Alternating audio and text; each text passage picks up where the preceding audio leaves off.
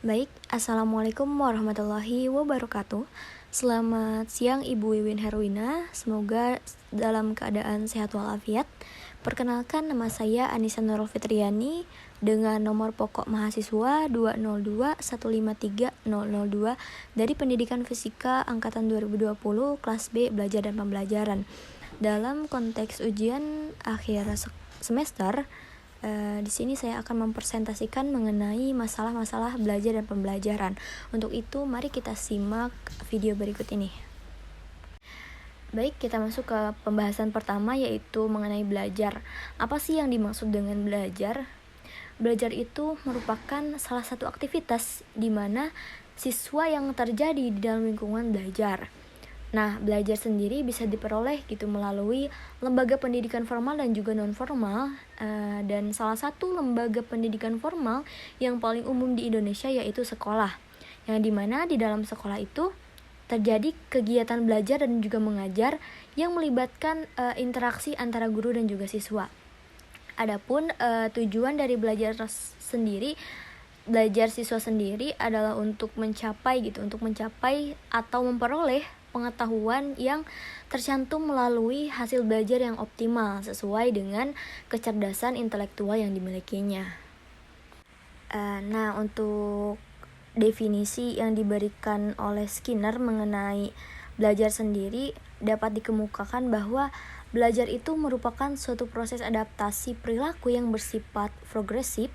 Nah, Skinner juga percaya bahwa adaptasi akan mendatangkan hasil yang optimal apabila diberi penguatan atau reinforcement.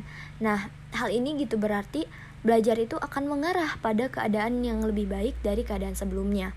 Nah, berdasarkan pengertian dari Skinner sendiri, dapat disimpulkan secara umum bahwa belajar adalah perubahan serta peningkatan kualitas dan juga kuantitas tingkah laku seseorang yang relatif menetap di berbagai bidang yang terjadi akibat melakukan interaksi terus-menerus dengan lingkungannya yang melibatkan proses kognitif.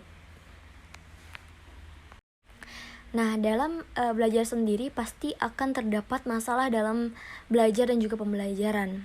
Nah, masalah sendiri dapat diartikan atau didefinisikan sebagai suatu kondisi tertentu yang dialami oleh siswa dan juga akan menghambat kepada kelancaran proses yang dilakukan individu untuk memperoleh suatu perubahan tingkah laku yang baru secara keseluruhan.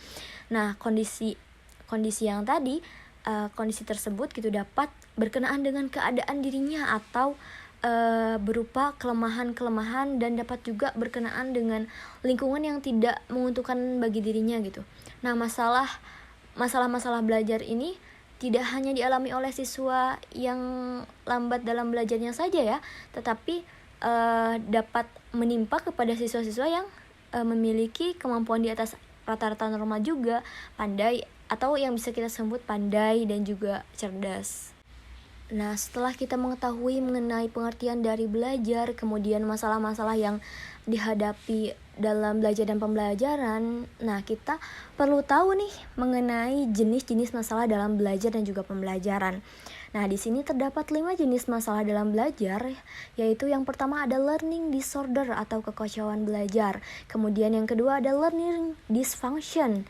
Kemudian yang ketiga ada underachiever. Kemudian yang keempat ada slow learner atau lambat belajar. Kemudian ada learning disabilities atau ketidakmampuan dalam belajar.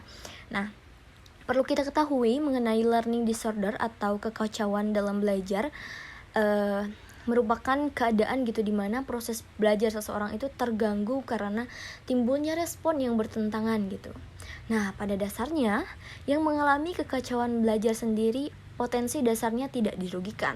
Akan tetapi belajar terganggu atau terhambat oleh adanya respon-respon yang bertentangan, sehingga hasil dari belajar yang dicapainya lebih rendah dari potensi yang dimilikinya. Kemudian untuk poin yang kedua ada learning dysfunction, yang dimana learning dysfunction ini merupakan gejala di mana proses belajar yang dilakukan siswa tersebut tidak berfungsi dengan baik meskipun sebenarnya siswa tersebut tidak menunjukkan adanya subnormalitas mental atau gangguan alat indera atau gangguan psikologis lainnya. Kemudian poin yang ketiga ada under a severe, yang dimana under a severe ini mengacu kepada siswa yang sesungguhnya itu memiliki tingkat potensi intelektual yang tergolong di atas normal, tetapi prestasi belajarnya tergolong rendah. Kemudian poin yang keempat ada slow learner atau lambat belajar. Nah, untuk lambat belajar sendiri, siswa ini yang lambat dalam proses belajar, sehingga yaitu membutuhkan waktu yang lebih lama dibandingkan kelompok siswa yang lainnya yang memiliki syarat potensi intelektual yang sama. Kemudian yang terakhir ada learning disabilities atau ketidakmampuan belajar. Nah, untuk jenis masalah ini mengacu pada gejala di mana siswa itu tidak mampu belajar atau menghindar belajar, sehingga hasil belajar di bawah potensi intelektualnya. Nah, setelah kita mengetahui mengenai belajar, kemudian dalam belajar itu ada masalah-masalahnya, kemudian ada jenis-jenis masalahnya, kita masuk ke ciri-ciri siswanya. Ciri-ciri siswa yang mempunyai kesulitan belajar. Nah, di sini ada beberapa ciri-ciri tingkah laku yang merupakan pernyataan manifestasi gejala kesulitan belajar. Nah, di antaranya yang pertama menunjukkan hasil belajar yang rendah di bawah rata-rata nilai yang dicapai oleh kelompoknya atau di bawah potensi yang dimilikinya. Kemudian hasil yang dicapai itu tidak seimbang dengan usaha yang telah dilakukan. Kemudian lambat dalam melakukan tugas-tugas kegiatan belajar. Kemudian selain itu menunjukkan sikap yang kurang wajar seperti acuh tak acuh, menentang, berpura-pura, dusta, dan sebagainya. Kemudian selanjutnya menunjukkan tingkah laku yang berkelainan seperti bolos dan datang terlambat. Kemudian menunjukkan gejala emosional yang kurang wajar gitu seperti pemurung, mudah tersinggung, pemarah, dan kurang gembira dalam menghadapi situasi tertentu. Nah, setelah kita mengetahui mengenai belajar, kemudian masalah-masalahnya, jenis-jenis masalahnya, kemudian ciri dari siswanya, ciri-ciri siswa yang mengalami masalah dalam belajar, kemudian kita masuk ke faktor penyebab masalah belajar dan juga pembelajaran. Nah, faktor ini terdiri dari dua. Yang pertama faktor internal dan juga faktor eksternal, yang dimana faktor internal ini adalah faktor yang ada di dalam diri individu yang sedang belajar. Nah, faktor internal sendiri ada faktor jasmania, faktor psikologis, kemudian faktor kelelahan. Nah, untuk faktor internal sendiri, yang pertama ada faktor jasmania, di mana faktor jasmania ini faktor kesehatan, yang bisa kita sebut faktor kesehatan. Sehat berarti berada dalam keadaan baik segenap badan beserta bagian-bagiannya atau bebas dari penyakit. Kemudian ada cacat tubuh. Nah, cacat tubuh ini merupakan suatu yang menyebabkan kurang baik atau kurang sempurna tubuh seseorang. Nah, di sini ada faktor psikologis, yang dimana faktor psikologis ini terdiri dari intelijensi, bakat, motivasi, dan juga perhatian. Nah, intelijensi sendiri besar pengaruhnya gitu terhadap keberhasilan belajar. Peserta didik yang mempunyai intelijensi tinggi akan lebih mudah dalam atau lebih berhasil dibandingkan dengan peserta didik yang intelijensinya rendah. Kemudian ada bakat. Nah, bakat ini akan dapat mempengaruhi seseorang gitu dalam belajar atau dapat mendatangkan kesulitan. Misalnya, bila bahan yang dipelajari oleh peserta didik tersebut tidak sesuai gitu dengan bakatnya. Kemudian ada motivasi. Nah, motivasi ini erat sekali hubungannya dengan tujuan yang akan dicapai dalam belajar. Kemudian ada perhatian. Nah, menurut Ghazali sendiri, perhatian itu merupakan keaktifan jiwa yang dipertinggi semata-mata tertuju kepada suatu objek. Nah, selanjutnya ada faktor kelelahan, yang dimana faktor kelelahan ini pada seseorang itu sulit untuk dipisahkan. Nah, kelelahan itu bisa dibedakan gitu menjadi dua macam. Yang pertama kelelahan jasmani dan yang kedua kelelahan rohani gitu yang bersifat psikis. Nah, setelah kita membahas mengenai faktor internal, kita masuk ke faktor eksternal mengenai penyebab masalah belajar dan juga pembelajaran. Di faktor eksternal sendiri meliputi faktor keluarga, sekolah, dan juga masyarakat. Yang dimana di faktor keluarga ini diantaranya dari cara mendidik orang tua gitu. Kemudian relasi antar anggota keluarga, terus bagaimana suasana di rumah, keadaan ekonomi keluarga, latar belakang budaya, dan bagaimana pengertian orang tua gitu terhadap anak. Kemudian yang kedua ada faktor sekolah, yang dimana diantaranya dari metode pembelajaran yang digunakan, kemudian kurikulum, relasi guru dengan siswa, disiplin sekolah, dan alat pembelajaran apa yang digunakan. Nah, kemudian masuk ke faktor masyarakat.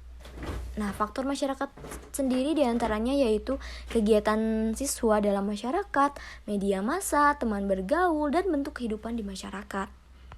Nah, selanjutnya kita masuk ke cara mengungkapkan masalah belajar dan juga pembelajaran.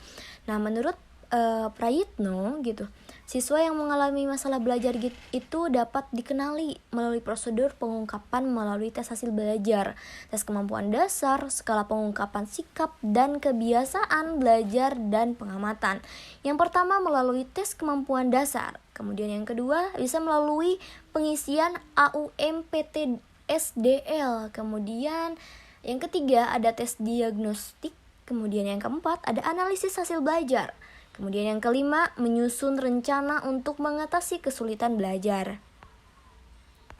Nah, tadi mengenai cara mengungkapkan masalah belajar dan pembelajaran. Sekarang kita masuk ke prosedur atau langkah-langkah penanganan masalah belajar dan juga pembelajaran. Nah, untuk mengatasi masalah dalam pembelajaran itu kita itu harus mengetahui terlebih dahulu masalah apa yang sedang kita hadapi. Kemudian tadi di pertengahan saya telah memaparkan mengenai masalah dalam belajar dan faktor-faktor yang menyebabkan hal tersebut. Nah, dari sana gitu kita dapat mengidentifikasi masalah dalam belajar gitu ya. Di antaranya yang pertama tadi learning disorder atau kekacauan belajar. Metode yang tepat untuk mengatasi masalah ini yaitu dengan menemukan sebuah inovasi baru untuk memotivasi peserta didik untuk melakukan pembelajaran di luar kebiasaannya. Kemudian ada learning dysfunction.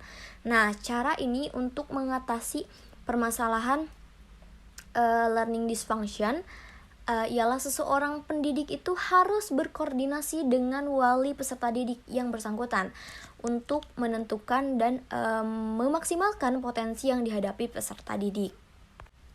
Nah, kemudian ada under a severe.